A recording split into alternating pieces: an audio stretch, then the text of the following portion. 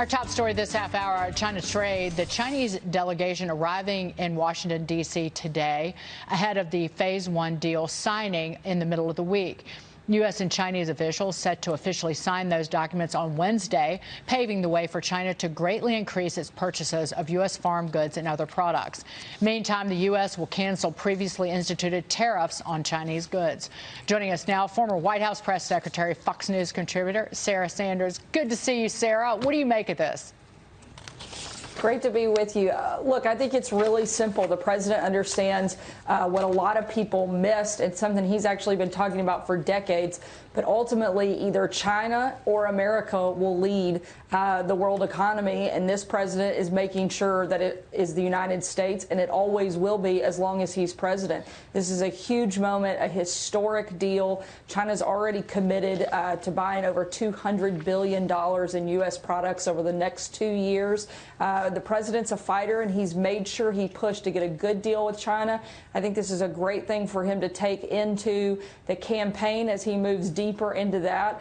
He's got a great story to tell on the economy, and this is a big part of it. And I think you'll see him talking a lot about it, as I hope he will. Good morning, Sarah. It's Mitch. The Democrats don't like giving the president a win, regardless of what it is. So what do you expect their reaction to be after Wednesday, and how might the administration combat that? Look, I think you said it exactly right. The Democrats don't want to give the president a win, no matter what it is, even if it's something that's really good for the country, like this deal. We've watched them knock the president every time he does something that a lot of Democrats, frankly, had tried to do and campaigned for. All of a sudden, when the president gets it done, they no longer want to see it happen. I think it's going to be hard for them to argue against this. It's good for U.S. farmers, manufacturers, the business community, and I think it's going to be really hard for them to come out against the president on this. You add this on top of USMCA that the president negotiated and got done, the other big trade deal he's done with Japan, South Korea, and others he's working on. I think it's really hard for any Democrat to attack this president for the better trade deals that he's negotiated. I think, Sarah, this is Lee. I think it's really interesting to see. My guess is they're going to minimize the impact of what this is, say it's not enough. He promised it was going to be more. We know this is just phase one, but I think a lot of people are going to say that this isn't strong enough, that this is not enough, and it's really not going to benefit all of us, and in fact could hurt us. Do you think it's worth responding to that, or just keep moving forward? One of the strategies I always think that's interesting is, what do you react to versus just keep acting? Look, I don't think he has to react to it. I think people can see the facts for themselves.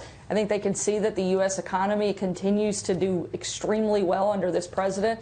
I think at the end of the day, the choice is going to be very clear. We can either continue down a path of prosperity with a president who actually is fighting for better trade deals, or we can go back to the way things have always been done, where nobody even tries to renegotiate trade deals in the way that this president has done. He's been tough. He has stood up to China when everybody else has taken the path of appeasement, whether it's on China or Iran or a number of other topics. Democrats have taken this total hands-off approach, and it hasn't worked. The president has said, not on my watch. We're going to stand up. We're going to make sure we're getting the best deals possible. And this is just the beginning. Like you said, this is phase one. There's much more to come under this president, not just with China, but on a number of other trade deals that he's working on, and continues to push his administration and the team around him to make sure they can look for constantly improving trade with countries across the globe. Well, Sarah, I said this about the killing of General Soleimani, a terrorist who was responsible ultimately for taking the lives of more than 600 American servicemen, maiming many others, and spreading terrorism around the Middle East.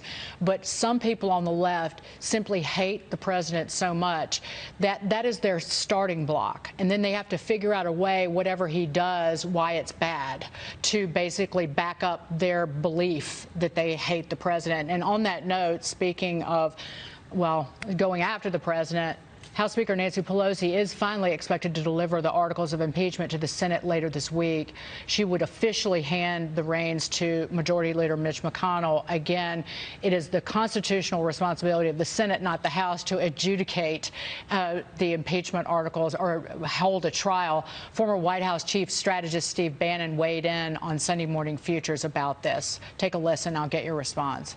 So you're calling on President Trump to do what? Tell Nancy Pelosi what? Tell Nancy Pelosi, when you deliver it and we have a trial and after I'm acquitted, I'm going to come and have the State of the Union. Not until then. I'm not. President Trump's got a great saying, no games, okay? This is all game playing by the Democrats. That's got to be brought to an end, okay? Now, they forced her this week to deliver them. That's why I think this trial, he ought to go big. He ought to demand witnesses. I think President Trump ought to demand. There's no witness on the other side of Bolton and Mulvaney. There's nothing they can say that's going to be that big a deal. Sarah, your reaction. First, I want to comment on what you said about Iran.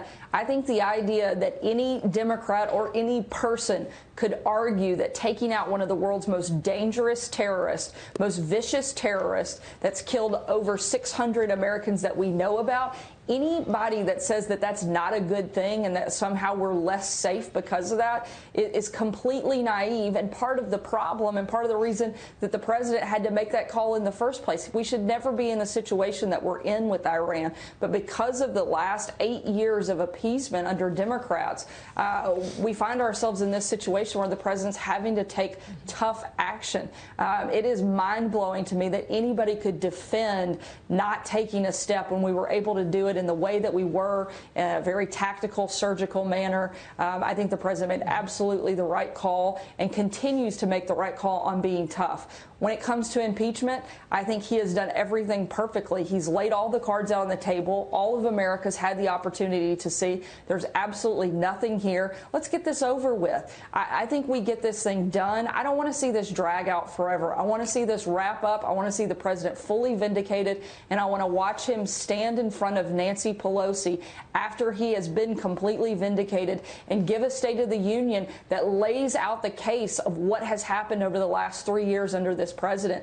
America is doing infinitely better than anybody dreamed would happen under this president. I want him to talk about the success story. He's got an incredible story to tell, and I think he needs to do exactly that with a big smile on his face right there in front of Nancy Pelosi and watch all of America celebrate how great we're doing under Sarah, President Trump. On that note, do you think that the State of the Union should be delayed till after the trial, or do you think that the trial will be happening over with before the State of the Union, which is the Tuesday after the Super Bowl, I think? So it's the first week in February.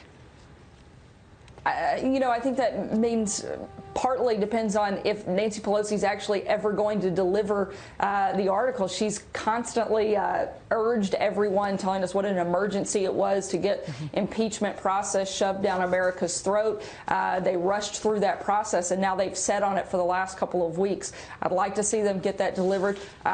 Leader McConnell is, I am fully confident, going to deliver a very fair and complete trial, and I'll leave that in his very capable hands on how quickly he processes that and whether or not they can get that done in time for the State of the Union. If they have to move it back a couple days, so be it. I think the great moment will be when this whole thing is over and we can get back to focusing on the things that matter to Americans, and the president can go around and talk about the successes that he's had and that America has had over these last 3 years. One more thing before we go. So yesterday, the White House Twitter account tweeted a photo. First snow of the year. I think it was about 70 degrees in Washington. It's still up on the Twitter account. It went up roughly 11 or 12 hours ago. So it's not snowing there. But people on the left have lost their minds on Twitter. They have lost their minds. I don't know if it was a mistake or why they did it, if they did it intentionally to troll people, to get them upset about literally snow.